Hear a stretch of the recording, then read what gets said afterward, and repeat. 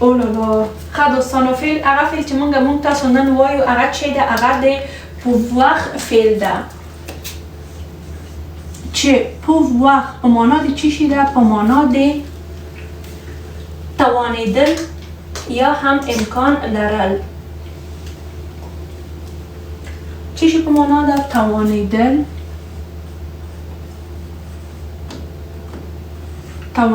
یا هم امکان لرل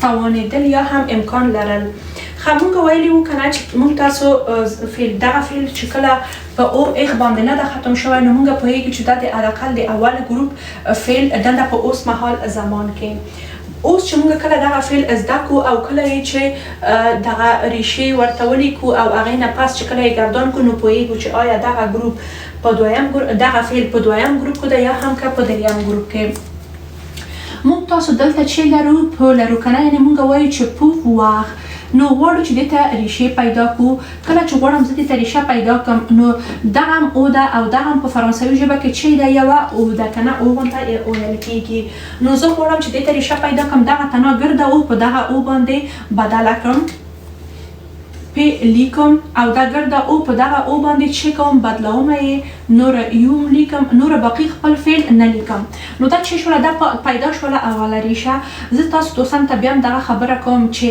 دغه ریشې چې زه تاسو ته پیدا کوم یا مثلا د فعلونو ته تاسو ته لیکم په فرانسوي ژبه کې هیڅ کوم قانون نشته ورته چې مثلا سبا ته تاسو بل چېرته وګورئ یا مثلا بل چا سره یعنې دا خبره مطرح کړئ هغه درته ووایي چې نه نشته دغسې یوه خبره نه ده یې زه هم دا منم چې دا نشته خو دې په خاطر چې زه ښه په پوه شم او تاسو ښه په پوه شئ دې په خاطر زه مثلا ځان ته ځینې طریقې جوړوم ځان ته ځان خپل فورمول جوړوم چې زه کولی شم دغه حفظ کړم یعنې تاسو ته هم دا خبره کوم همیشه هر شی چې دا مهم نه ده چې دا فورمول څومره صحیح ده څومره غلط ده د کومه منبع نه راغلی دا سم مهم نه ده مهمه چې ده چې ته مثلا همدا درس یا هم که هغه خبره وي یا که هغه ګرامر وي چې ته هغه زده کړې بس خلاص ښه نو موږ اوله ریښه کې موږ ګرده او په دغه او باندې بدله کړله نو دغه هغه واغ مو ورته ونه لیکلو نو پاتې شوله همدومره نو دا چې شوله اوله ریښه پیدا شوله اوس غواړم چې دویمه ریشه پیدا کړم دویمه ریشه چې غواړم پیدا کړم نو بیرته دغه او په خپل حالت کې لیکم او داسې بیرته یې خپل فعل مکمل لیکم خو دا ځلې چې دغه ویم ورسره لیکم ځکه چې د دغې په ضد زه دا کار کوم دغه نه یوه ویم ځان ته راوړم نو چې او اخ نه ورسره لیکم دا شوله دویمه ریشه چې پیدا شوله او چې زه غواړم دریمه ریښه پیدا کړم دریمه ریښه څه وایي چې زه دې نه لږ اخلم دې نه لږ اخلم دریمه ریښه لیکم ځکه چې نه ده خفه شي او نه ده خفه شي نو ځکه چې دغه اوله ریښه ده نو اول یې دې ځای نه شروع کوم او ګورم چې دلته مثلا دغه ګرده او غونته ویل کېږي او دغه نو دا هم پو ده نو زه وایم چې خو دغه مې خو هسې پو ولیکلو نو اوس دې نه چې بیا هم دغه پو راوړم دا خو صحیح خبره نه ده بس هر څه یو ده نه وی به ورنه واخلم صحیح کېږي نو نه ده خفه کېږي او نه ده خفه کېږي دغه شوله دریمه ریښه او موږ تاسو ویلي وو که نه چې کله مثلا دا بیا هم دا وایم دا خبره نه چې همیشه همداسې ده اوس موږ وایو چې اوله ریښه درې دانو اولو ته ښه یعنې درې دانو اول ضمیرونو ته اوله ریښه موږ استعمالوو او دویمه ریښه دوه دانې دویمو ضمیرونو ته یې موږ استعمالوو دریمه ریښه چې ده که نه یو دانه یې آخري ده که نه یعنې یو دانې دریم ته یې استعمالوو ښه دا څه رقم ته اوس دلته خپل هغه ضمیرونه لیکم چې هغه ژو په معنا د څه ده په معنا د زه تو په معنا د ته ایل په معنا د هغه سړی یا هم هغه هلک ال په معنا د هغه جلی یا هم هغه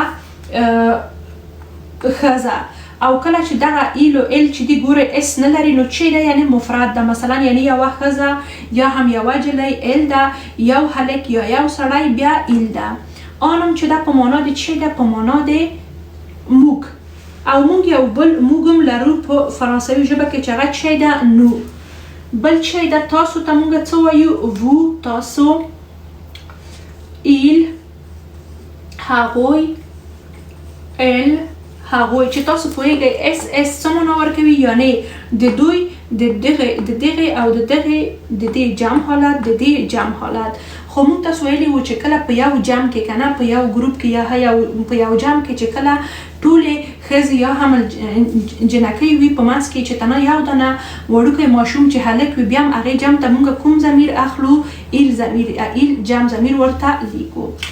موږ ویلي وو چې اوله ریښه درې دانو اولو ته. نو درې دانې اول چې دي درې دانې اول دلته دي که نه.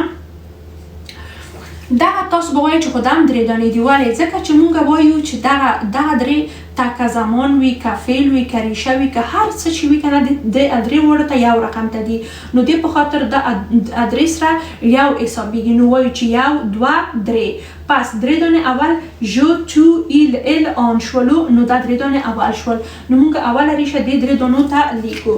خو بیا نو چې کوو خپل تور مارکر اخلو لیکو چې پ ایل ال تم چې لیکو پ. خو موږ ویلي وو چې دویمه ریشه دوه دانو دویمو ته. نو دوه دانې دویم چېرته دي؟ یو دوه. نو دوه دانې دویم دغه دي. دغه درې دانه اول دي یو. دغه دوه دانه دویم دي دوه. دا هم یو دانه دریم ده چې درې کېږي که نه. ښه اوس دوه دانې دویمو ته چې لرو دا رقم ته په لیکو.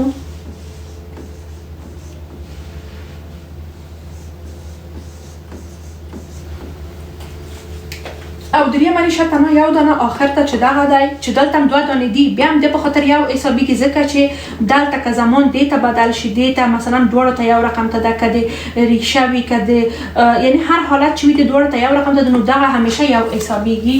نو بیا هم لیکو دغه ریشه ورته. موږ چې لرو موږ همیشه په فعلونو کې د اوس مهال فعلونو کې دا تخمینځانونه همیشه لرو دویم او دریم ګروپ ته. ځکه چې موږ ګورو د موږ فعل په اول ګروپ کې نه ده. نو دې په خاطر یا د دویم ګروپ ده یا د دریم ګروپ چې دغه اوس موږ زده کوو چې کوم ګروپ کې ده. او حداقل پوهېږو چې دغه دویم او دریم ګروپ تخمینځانونه څه رقم ته دي؟ دا رقم ته دي. او ان اس او زید خو همیشه په ټولو ګروپونو کې په درې واړه ګروپونو کې په اوس مهال زمان کې همدغه د هیڅ بدل نه پکې هیڅ یعنی فرق نه پکې راځي. تنها د درې دانې اولو کې فرق راځي. ښه اوس موږ دلته دې ته خپل تخمینځانونه چې کوو ورته یې لیکو.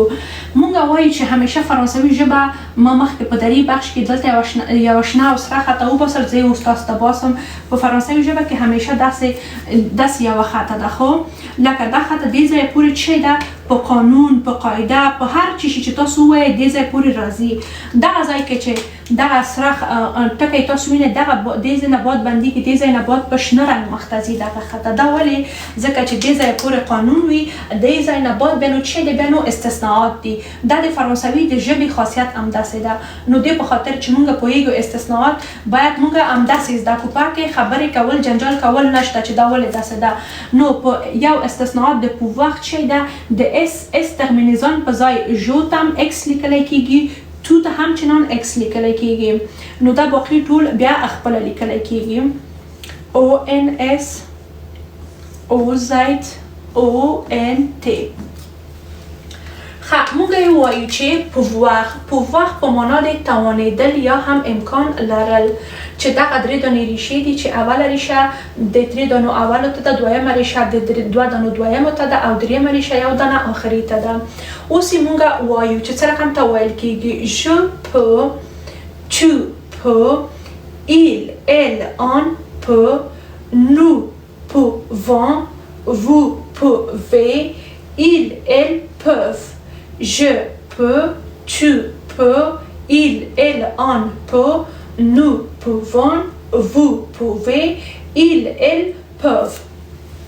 دوستان ګورئ چې زه تاسو ته ځکه په دغه اوس مهال زمان باندې ډېر تاکید کوم. ګورئ تاسو دغې نو ریښې چې دي که نه د نو د فعل ریشه که نه دغه ریشه یې تناخو او ان اس نه دا ریښې چې دي دا د تاسو په امپخفي یعنې په تېره زمانه کې دغه ریشه د تاسو ټول فعلونه چې په هغه زمانه کې تاسو غواړئ لیکل وکړئ که نه یعنې په هغه زمانه کې غواړئ تاسو خبرې وکړئ ټول فعلونه چې ده دغه نو چې په اوس مهال زمان کې کومه ریشه ده این دا ریشه په تېره زمانه کې د امپخفي ټول دغه ده. ځکه ډېره مهم ده چې تاسو اوس زمانه کې هر فعل ریشه یې همداسې زده کوئ.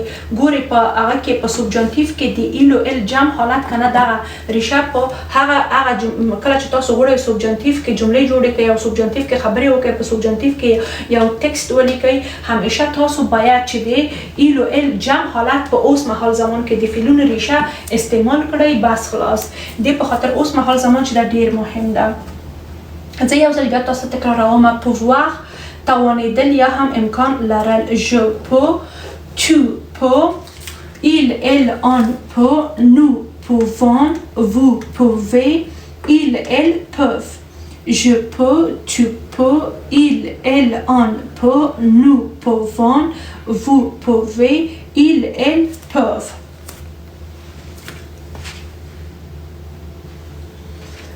اوس تاسو ته مثال لیکم چې څرنګه ته مونږ د pouvoir فعل په مثالونو کې استعمالوو یا هم لیکو مثال لرو وایي چې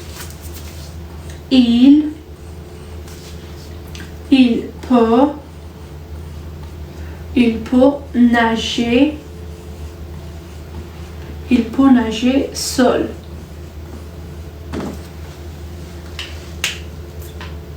چې زه تاسو ته ترجمه ولیکم ایل څه معنا ورکوي ایل وایي چې هغه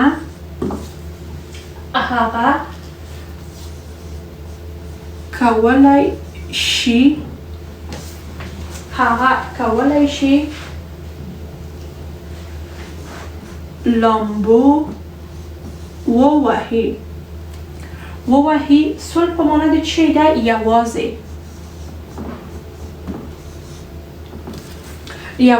وایي چې il peut nager seul هغه کولی شي لامبو ووهي یوازې یا همداسې ویلی شو چې هغه یوازې لامبو کولی شي لامبو ووهي نو مونږ تاسو په تېرو درسونو کې ویلي وو چې کله په فرانسوي ژبه کې په جمله کې چې کله یو فعل راغلی وي هغه ګردانیږي نو هغې نه بعد هر څومره فعلونه چې دي هغه ټول په خپل اصلي حالت کې یا هم اصلي فعل کې لیکل کېږي یعنې نه ګردانیږي نو دلته pouvoir چې ده ګردان شوی ده او دلته pouvoir فعل دلته دغه pouvoir فعل په دا جمله کې چې ښیي د هغه شخص کنه د هغې توانایی یعنی هغه دا چې لري دا توانایی لري چې یوازې لامبو ووهي یعنی د هغې توانایی یا د هغې ظرفیت موږ تاسو ته ښیي دلته یعنی دلته په معنا د امکان لرل نه ده دلته په معنا د توانېدل ده چې د هغې توانایی یا هم قدرت موږ ته ښیي چې هغه کولی شي یوازې لامبو ووهي یعنی بدون د چا د کومک نه او نژې چې ده نژې تاسو په د ژ او اخ درس کې چې ما تاسو ته هغه فعلونه ښیلي وو که نه په تېره هفته کې مې ویلي وو چې کله چې په اول ګروپ په اوس مهال زمانه کې فعلونه په ژ او اخ باندې ختم شي مونږ همیشه په اول ګروپ کې او اخ ورنه حذف کوو نور باقي چې پاتې ده که نه دومره چې پاتې کېږي دغه یوه ریشه ده ټولو د ضمیرونو ته خو په دغه فعلونو کې چې په ژ او اخ باندې ختم شوي دي نو کې که نه نو ضمیر ته مونږ چې کوو ریشه خو باید دومره وي که نه خو یوه دانه دغسې غونته یوه او استثنایي مو دلته لیکله که نه نو ته بیا هغې نه پس مو ان اس ورته اضافه کول دا به تکرار کړلو چې بیا تاسو ته هغه تېر درس درته په یاد شي چې په هغه کې تاسو د نژې دغه فعل مو ویلی و il peut nager seul هغه کولی شي لامبو ووهي یوازې خو زه یو بل مثال هم تاسو ته ولیکم وایي چې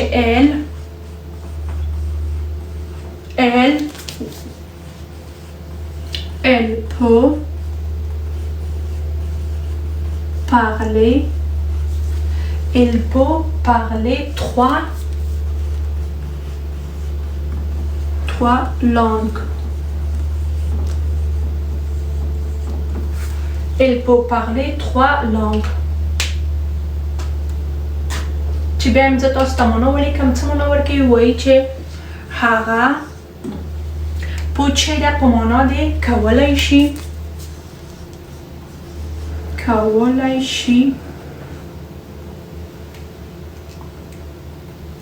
هغه کولی شي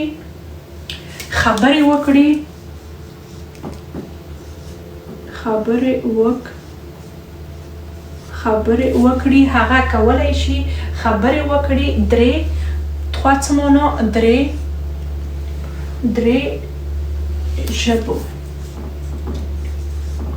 ژبې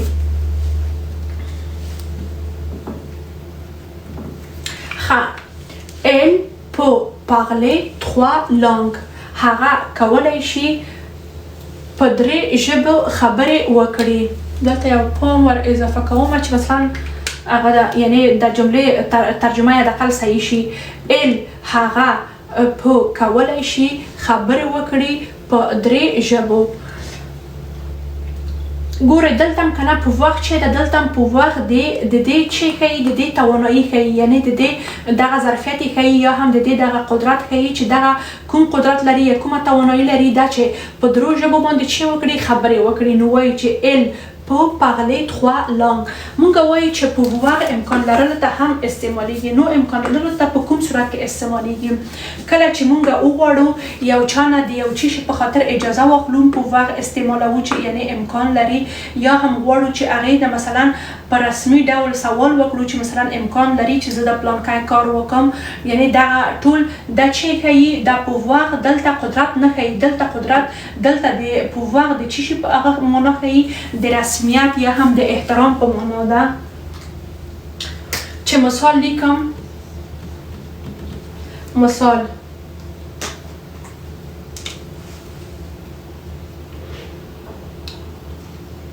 est-ce que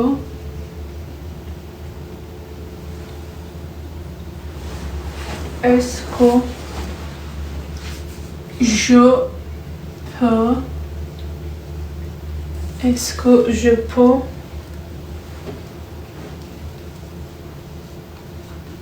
ouvrir la کله چې مونږ تاسو لا لیکو نو مونږ پوهیږو چې حتما دې نه پس هغه نوم چې راځي هغه چې ده حتما مؤنث او مفرد ده.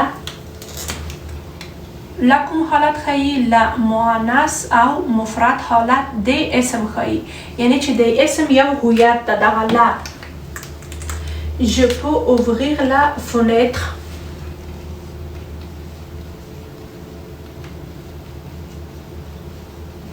ګورئ دلته تاسو مثلا یو چا نه چې غواړئ چې په مثلا په یو رسمي یا احترام سره یو چا نه اجازه واخلئ، نو د چی نه کوم فعل استعمالوئ؟ pouvoir. او pouvoir دلته د تاسو توانایي نه ښیي، د تاسو چې ښیي د تاسو احترام یعنې د تاسو پولیټیس ښیي، یعنې چې مثلا تاسو په احترام هغې باندې چې کوئ سوال کوئ ورته وایئ چې est-ce que je peux ouvrir la fenêtre. آیا زه کولی شم چې کړکۍ خلاص کړم؟ اوس زه تاسو ته معنا لیکم. est-ce que دا چې دا کنه ټوله دا چې په معنا ورکوي په معنا د آیا، او جو مونږ چې ویلی وو په معنا د چې ده په معنا د زه، یعنې زه په دلته چې ده کولی شم یا هم مثلا ویلی شو چې امکان لري. آیا امکان لري چې زه مثلا کړکۍ خلاص کړم؟ ouvrir په معنا د چی شي ده؟ په معنا د خلاص کړم. اصل که مونږ داسې ولیکو په معنا د خلاصولو ده کنه ouvrir، خو کله چې مونږ جو لرو نو مونږ په پښتو کې چی شي سره ترجمه کوو؟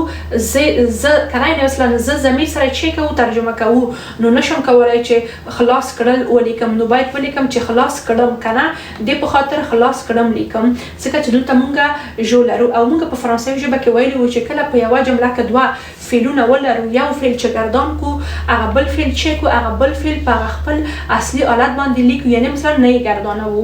لا په معنا د چې ده په معنا د دې ده چې دغه فونیت چې ده دغه په فرانسوي ژبه کې همیشه یو مؤنث نوم ده. مفرد او جمع حالت چې ده دغه همیشګي نه ده، خو دا چې فونیت یو مؤنث نوم ده دغه همیشګي ده. مفرد کېدلی شي چې دغه فونیت کله ځینې وخت مفرد راشي لکه دلته، یعنې یو دانه وي، ځینې وخت جمع حالت کې راشي، خو دا چې مؤنث ده همیشه ده. نو دلته تاسو ګورئ دغه باید حفظ کړئ چې دلته لا فونیت دی. لا فونیت یعنې په معنا د چی شي؟ په معنا د کړکۍ. کړکۍ چې ده یو فرانسوي یو مؤنث اسم ده په فرانسوي ژبه کې. کړکۍ.